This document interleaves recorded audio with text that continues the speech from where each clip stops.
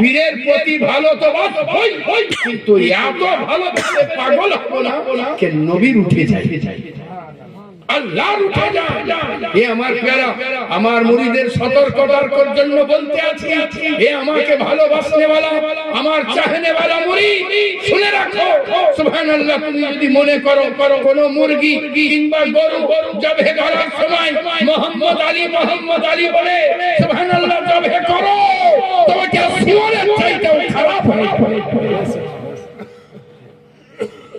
তুমি না গৌস পাকের নাম নিয়ে আব্দুল কাদির বলে জবে করতে পারবে না, খাজায়ে খাজগান মাইনুদ্দিন হাসান সানজারি বলে জবে করতে পারবে না, গোলাম আলী দস্তগীর বলে জবে করতে পারবে না, হাসান আলী বলে জবে করতে পারবে না, কালিমি বলে জবে করতে পারবে না, তুমি আসরাফি করে জবে করতে পারবে না, চিশতি বলে জবে করতে পারবে।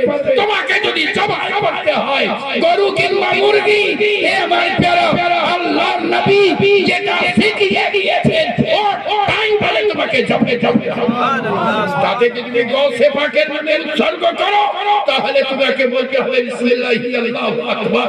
তুমি যদি সুবহানাল্লাহ খাজায়ে খাজগানের নামে উৎসর্গ করো তবুও তোমাকে বলতে হবে সুবহানাল্লাহ বিসমিল্লাহি আল্লাহু আকবার।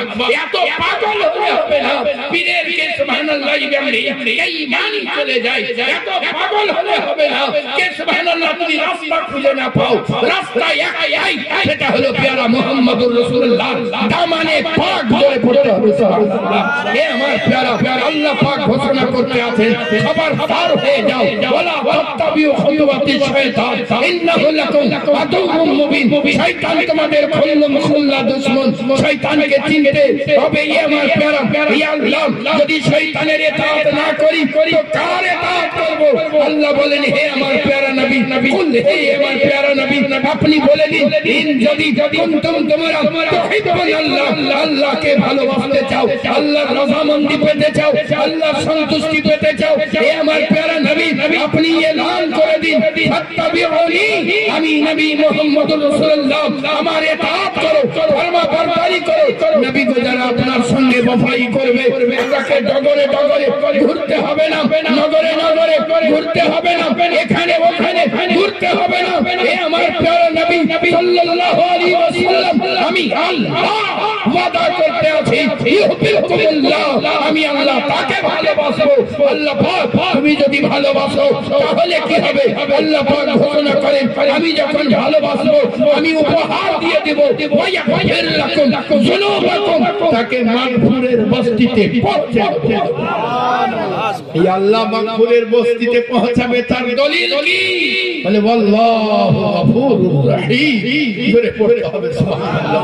এ আমার প্যারা ফিরে চলে আসুন, নিজেদের জিন্দেগিকে সুন্দর করে সাজান।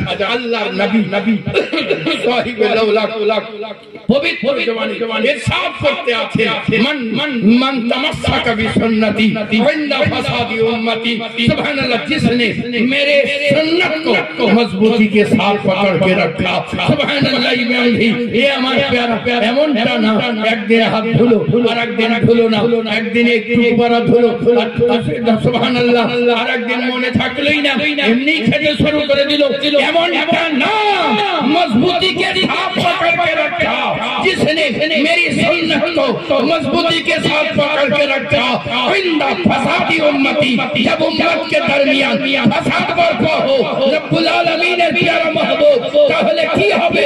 আল্লাহর নবী বলেন ফালাহু তাদের জন্য আজরুন সওয়াব রয়েছে মিয়া কি শহীদ 100 শহীদ।